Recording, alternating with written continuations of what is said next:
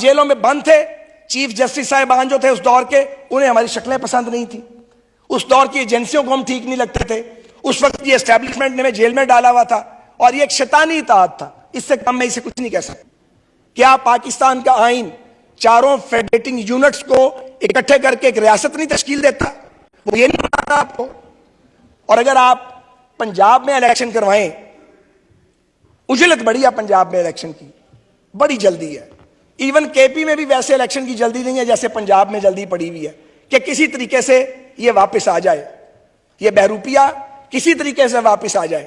تو پھر آپ 2 منٹ کے لیے عمران کی اور ہماری سیاسی جو اختلاف ہے اسے ایک طرف کر دیں۔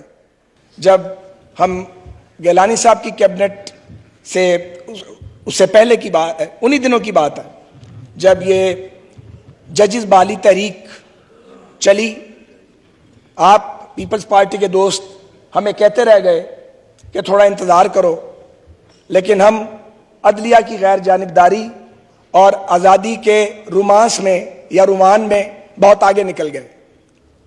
مجھے وہ دن بھی یاد ہے جب میاں نواز شریف صاحب ماڈل ٹاؤن سے لانگ مارچ کی قیادت کرنے کے لیے نکل رہے تھے، ہمارا کوئی ماما چاچا، کوئی بھائی بھتیجا جج نہیں، انہوں نے اپنی جان کو بھی خطرے میں ڈالا، ہم بھی جو ان کے ہم رکاب تھے سارے اپنی جانوں کو، ان دنوں میں دھماکے بہت ہوتے تھے، خطرے میں ڈالا۔ کہ مقصد کیا تھا؟ ایک آزاد اور غیر جانبدار عدلیہ کا قیام۔ ہم افتخار چودھری صاحب کو نہیں جانتے تھے، نہ کوئی واسطہ تھا، نہ باقیوں کو جانتے تھے، لیکن ہم سمجھتے تھے کہ جنرل مشرف نے زیادتی کی ہے، ظلم کیا ہے، اور ہم باہر نکل آئے۔ لیکن آج کئی سال گزرنے کے بعد جب نظریہ ضرورت کے تحت عدالت سے فیصلہ آتا ہے، یا جب ہم دیکھتے ہیں کہ کسی فیصلے میں نظریہ ضرورت کی بدرو بھٹک رہی ہے، تو یقین کیجئے کبھی کبھی شرمساری ہونے لگتی ہے کہ یہ تحریک چلانے کی کیا ضرورت تھی۔ عدلیہ بحال تو ہوئی، عدلیہ کو ہم آزاد اور غیر جانبدار نہیں کروا سکے، اس کو ہم ایڈمٹ کرتے ہیں۔ میں خود جیل میں گیا ہوں 2 بار، بہاولپور جیل اور میاں والی جیل، اسی چکر میں میرے رفقا بھی گئے۔ اس کا نتیجہ کیا نکلا؟ پاناما بینچ، پاناما کا کیس، کہ عمران کے سہولت کاروں کے کہنے پہ یہ کھیل کھیلا گیا۔ جاوید ہاشمی نے تو یہ بات بہت پہلے ہمیں بتا دی تھی کہ جج اور جرنیل ملیں گے اور اس بات تمہیں عدالت کے ذریعے نکالا جائے گا، اور اس کے بعد پھر خوب زد و کوب کیا جائے گا۔ اور وہ سارا کچھ ہوا جیسا کہ ہاشمی صاحب نے بتایا تھا، وہ عمران خان کے ساتھ تھے اور اسی لیے اس سے الگ ہو گئے تھے۔ تو بات یہ ہے جناب کہ یہ سلسلہ کہیں رکنا چاہیے، سلسلہ نہیں رک رہا۔ میں یہ سوال پوچھنا چاہتا ہوں، اور پوری قوم سن رہی ہے اس بات کو، معزز جج صاحبان بھی سن رہے ہیں، کہ اگر عمران خان کے اوپر نو کانفیڈنس ہوا ہے تو یہ کون سا غیر قانونی یا غیر آئینی راستہ اختیار کیا گیا؟ ہم نے دھرنا تو نہیں دیا، ہم نے اسلام آباد کا گھیراؤ تو نہیں کیا، ہم اس سائڈ پہ بیٹھے تھے، ادھر سے اٹھا کے ہمیں جیلوں میں ڈال دیا۔ ہم میں سے کس نے جیل نہیں کاٹی؟ ہم روئے تو نہیں؟ ہم جب جیلوں سے آتے تھے تو چیخیں نہیں مارتے تھے؟ عدالتوں میں ہمارے ساتھ ناانصافی ہو رہی تھی، ہم جیلوں میں بند تھے، چیف جسٹس صاحبان جو تھے اس دور کے، انہیں ہماری شکلیں پسند نہیں تھیں، اس دور کی ایجنسیوں کو ہم ٹھیک نہیں لگتے تھے، اس وقت کی اسٹیبلشمنٹ نے ہمیں جیل میں ڈالا ہوا تھا، اور یہ ایک شیطانی اطاعت تھا، اس سے کم میں اسے کچھ نہیں کہہ سکتا۔ ہم نے اس کو بھگتا، اور جب ہمیں موقع ملا تو جو پاکستان کے آئین میں لکھا ہوا ہے اس کے مطابق ہم نے نو کانفیڈنس موشن ڈالی، اور وہ کوئی جرم نہیں کیا۔ اور جب یہاں اسلام آباد میں عمران خان آ رہا تھا تو یاد کیجئے وہ دن جب آنریبل سپریم کورٹ سے یہ فیصلہ دیا گیا کہ اس کو آنے دو، اور ساری اسلام آباد پولیس کو ایک طرف کر دیا گیا، سیکیورٹی ساری لیئرز توڑ دی گئیں، ختم کر دی گئیں۔ پھر کیا ہوا؟ انہوں نے یہاں آگ لگائی، ہنگامہ کیا، یہاں پہ املاک کو نقصان پہنچایا۔ عمران خان کو تو کسی نے نہیں بلایا، اس بینچ نے عمران خان کو کیوں نہیں بلا کر پوچھا کہ تم نے یہ کیا کیا، تم نے یہاں پہ یہ کھلواڑ کیپٹل کے ساتھ کیوں کیا؟ ایک نیوکلیئر سٹیٹ کا کیپٹل ہے، تم نے اسے تماشا کیوں بنایا؟ کوئی ایک واقعہ جناب؟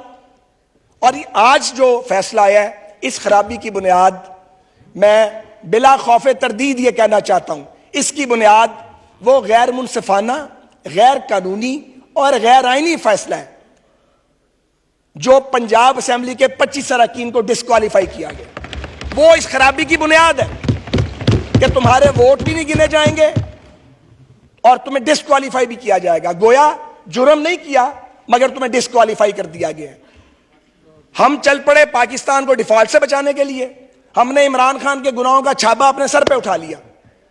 ہم آئی ایم ایف کے اس نامکمل پروگرام کو ٹھیک کرنے کے لیے چل پڑے. آبویسلی قیمت بڑھنی تھی اور ہمیں دھکیل دیا گیا کہ جاؤ جا کے اب مہنگائی سے الیکشن لڑو. تو نتیجہ آپ کے سامنے ہے. اور جب ریویو ڈالا گیا, سوال یہ ہے کہ اس ریویو کو سنا کیوں نہیں گیا؟ آپ نے ریویو کو بیک برنر میں کیوں ڈالا؟ یہ کس طرح کا انصاف ہے؟ یہ آپ کی مرضی کا انصاف ہے بھائی. جب دل کرے انصاف دے دیں گے, جب دل کرے تو انصاف نہیں دیں گے. پاکستان 22 کروڑ گونگوں, بہروں اور اندھوں کا ملک تو نہیں ہے نا جی. اور یہاں جو لوگ بیٹھے ہوئے ہیں وہ تو سارے 13 بار جیل کاٹ آئے ہیں. ڈسکوالیفکیشنز کا بھی کوئی خوف نہیں ہے کسی کو. تو کیا اس ملک کو اس طرح لے کے چلنا ہے؟ لوگ بھوک سے مر رہے ہیں, یہاں نئے نئے کھیل کھیلے جا رہے ہیں. یہاں ایک آدمی کو پھر واپس لانے کے لیے فیسیلیٹیشن کی جا رہی ہے. پہلے نیب کے ذریعے پولیٹیکل انجینئرنگ کی گئی, عدالتوں کے ذریعے کی گئی, ایجنسیوں کے ذریعے کی گئی. اب بھی وہ راستہ نہیں رک رہا, وہ سلسلہ بند نہیں ہو رہا. تو یہ سلسلہ ہمیں قبول نہیں ہے اور ہم اس میں خاموش نہیں رہیں گے. میں بڑے احترام سے کہنا چاہتا ہوں کہ یہ غلط فہمی دور کر دی جائے کہ کوئی سیاسی کارکن, کوئی سیاسی جماعت اس ناانصافی پر چپ رہے گی. ہم چپ نہیں رہیں گے, ہم بات کریں گے, ہم سوال پوچھیں گے.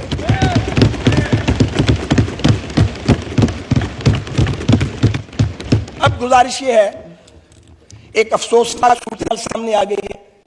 کوئی پاکستانی نہیں چاہتا کہ جو مشورہ دیا گیا پرائم منسٹر کو, بلکہ حکم تھا کہ وزیر اعظم کا مطلب ہے وزیر اعظم اور کیبنٹ, اس پہ عمل درآمد ہو رہا ہے. اس دن بلاول صاحب نے بھی یہ بات کی ہے. تو کیا سپریم کورٹ کا مطلب چیف جسٹس صاحب اور سپریم کورٹ کے سارے معزز جج نہیں ہیں؟ وہاں کچھ اور نظام ہے, یہاں کوئی اور. ہمارے لیے حکم اور ہے, اپنے لیے معاملہ ڈیفرنٹ ہے. یہ نہیں چل سکتا اس طرح. یہ ڈبل سٹینڈرڈز نہیں چل سکتے جناب. ایک ہی معیار قائم کیا جائے گا. اور ہم دیکھ رہے ہیں کہ ہمارے مقدمات میں سرٹن کچھ مخصوص لوگ ہیں, ان کو بینچ میں بٹھا دیا جاتا اور باقیوں کو نہیں بیٹھنے دیا جاتا. مقبول باقر صاحب مجھے نہیں جانتے, میں انہیں نہیں جانتا. ان کے پاس میرا مقدمہ لگ گیا, میں جیل میں تھا, میری خوش قسمتی لگ گیا, ضمانت ہو گئی 1.5 سال بعد. اس کے بعد پابندی لگا دی گئی, کوئی نیب کا کیس مقبول باقر صاحب کے پاس اور میاں خیل صاحب کے پاس نہیں جائے گا, کیونکہ وہ آزاد جج تھے. یہ ہم سب کے ساتھ یہ کچھ کیا. کسی کو شرم آئی ہے کہ کوئی کبھی امبیرس ہوا ہے؟ اب جب آپ پرائیویٹ مجلسوں میں ملتے ہیں تو آپ کہتے ہیں ہمیں معافی چاہتے ہیں, غلطی ہو گئی تھی. تو میں نے ان کو کہا, صاحب کو میں نے کہا نہیں, یہ پرائیویٹ معافی والی بات نہیں ہے, آپ نے ملک کے ساتھ کھلواڑ کیا ہے. تو یہ کام ہم کیوں کرتے ہیں کہ جب ہم فارغ ہو جائیں تو اس کے بعد معافیاں مانگنی پڑے یا ہم معاشرے میں جانے کے قابل نہ رہیں؟ یہ بڑی زیادتی ہے. اب آپ یہ دیکھیے کہ گورنمنٹ کیا کرے. 4-3 کا فیصلہ, جو 4 ججز کہہ رہے ہیں کہ یہ درست نہیں ہے, 3 صاحبان کہہ رہے ہیں کہ درست ہے, تو 4-3 کے فیصلے کو مانے یا 3 کے فیصلے کو مانے؟ ہمیں آپ نے کس دوراہے پہ لا کے کھڑا کر دیا جناب؟ آپ کو چاہیے تھا کہ آپ اپنے ہاؤس کو ان آرڈر کرتے. آپ کا ہاؤس ان آرڈر کرنا آپ کا کام ہے, ہمارا کام نہیں ہے.